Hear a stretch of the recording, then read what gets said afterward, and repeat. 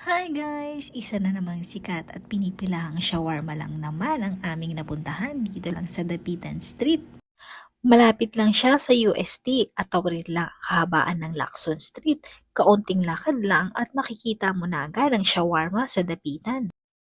Hindi lang shawarma ang matitikman dito, kundi ang kanilang best seller na boneless fried chicken shawarma rice na may dobling kanin at dobling chicken sa halagang 140 pesos lang, dobling sarap, dobling busog. Sa kasamaang palad, hindi namin natikman ang kanilang pita shawarma dahil sold out na agad. Ayan na, sobrang laki talaga ng chicken at ang daming rice, promise. At dahil galing duty, gutom na naman sila. Kami pala. Ayan na, ano pang inaantay nyo? Tikman na natin. Masarap kaya yung sauce nila. Pwede kang manghingi dito. Unlimited sauce pag naka-dine-in ka.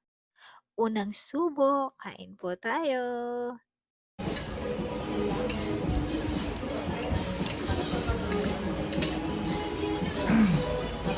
Sarap. Hindi naman ako halatang gutom dyan. Charot! Pakiyot pa ako, ma'am. Pero gutom na. Sarap.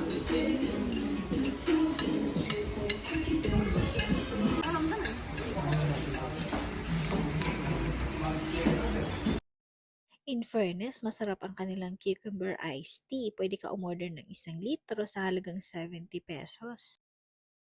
Itong mga kasama ko mukhang hindi naman sila gutom. Sa tingin ko lang. At dito na nga nagtatapos ang aking lamon serye.